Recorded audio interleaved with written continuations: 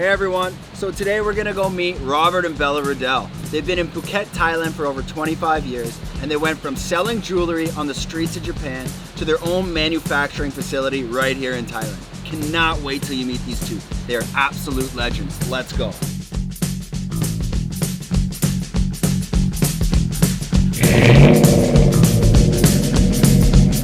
I've been driving all night, my hands wet on the wheel. There's a voice in my head that drives my heel. It's my baby calling, says I need you here.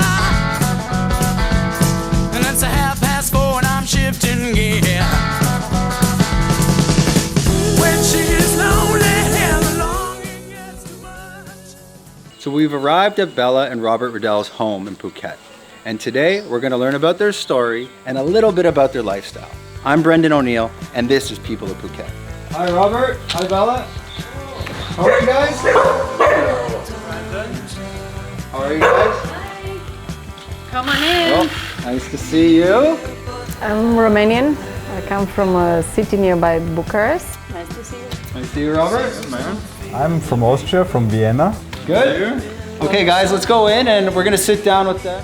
It might sound funny, but I was a train driver in Austria until I decided that's a bit too boring of a life, you know. Then I met Bella on one of my countless travels, and we decided to move to Japan. I wanted to study Japanese. I went to Japan, and then my first trip to Thailand, I met Robert. We married 6 months later. Japan was a big opportunity to make some money also. Different, exciting, a whole new world. You meet people who tell you stories, how they sell in the street, make money the easy way and have fun. Very happy decision to leave my job, you know. How did you get into the jewelry side of things, even before Japan, maybe even before your travels? My husband Robert, actually, the first time we met in the Arobela airline, he put me a cuff on the hand like a bangle. So he already had his eye on the jewelry and already wanted to sell some jewelry back home. When you travel around the world, Yeah. you bring certain things home. I started to learn to make some silver and sell it back home in some markets and things. It was the normal development. And we went to Japan, selling in the street, again jewelry.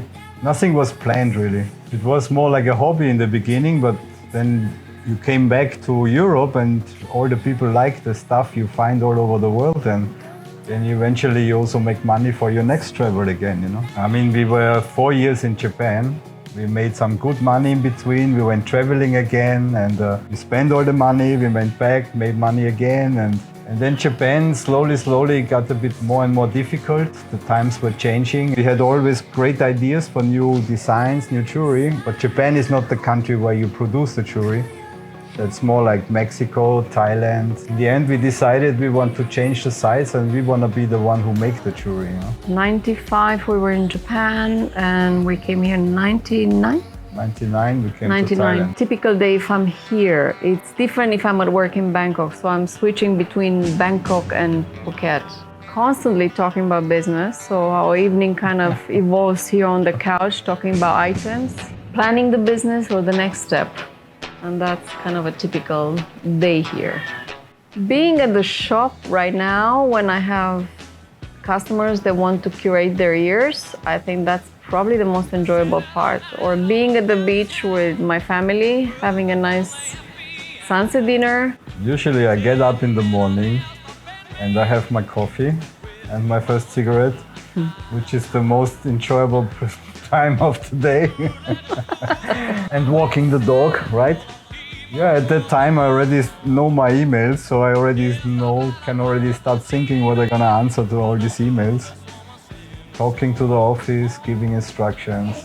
I do a lot of bike travel usually. I did 2 weeks through Mongolia. I did 2 times Laos. We did Bhutan. Bhutan was one of the best trips. My last trip was from Bangkok to Phuket. When we moved to Phuket, I rode the bike from Bangkok to Phuket.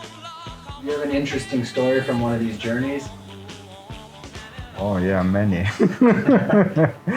Do you have any advice for people looking to make their first move to live abroad? Do what you love and love what you do, and the rest will come.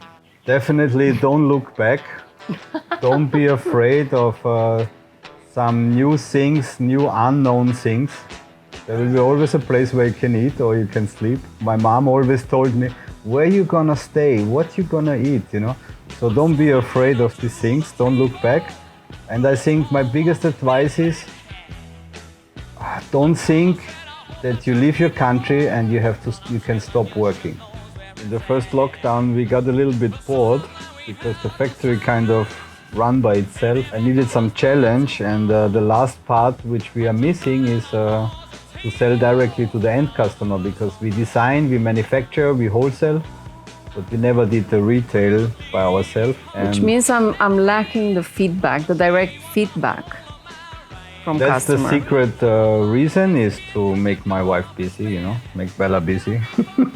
Arobela is it's actually a piercing studio that goes a bit more upmarket, a bit more fancy with ear curations, and so not anymore your punk style piercing, which people know. So it becomes high fashion, high-end jewelry. So folks, that's all I have for you today. Yeah, we need to work something as well. Or maybe have a drink on the beach.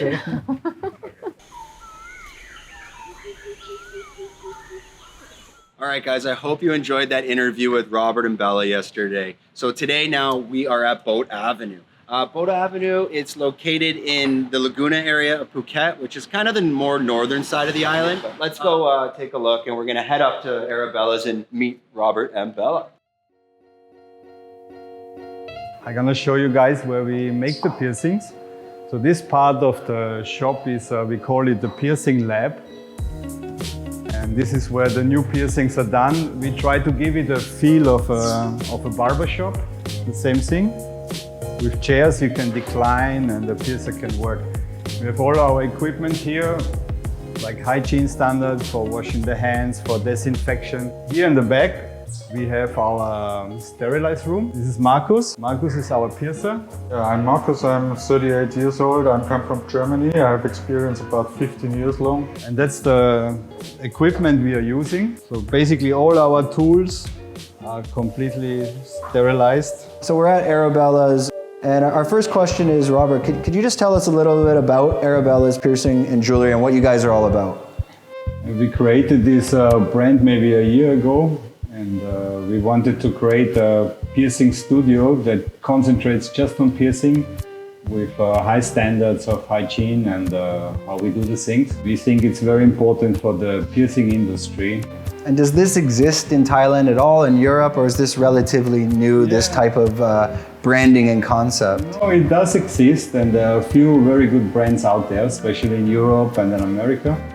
But the market is much, much bigger, and there are just not enough shops, not enough studios. And in Thailand, I would say we are the first. Bella's the main designer at Arobela. She's just going to walk us through the different types of piercings and show us the different designs and what she's come up with. Let's start with the most popular, which would be the ear right now. It's one of the most important jewels because it highlights basically the center of your ear, and it can come in titanium, gold, steel, various colors like rose gold, black, white. This is some of your nickel-free product. Yeah, this is our conch nickel-free. It's a new material that we're experimenting with, and it's taken on really well.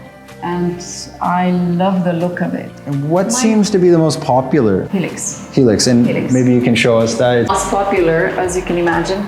I can open up here. You can see a lot of helix here.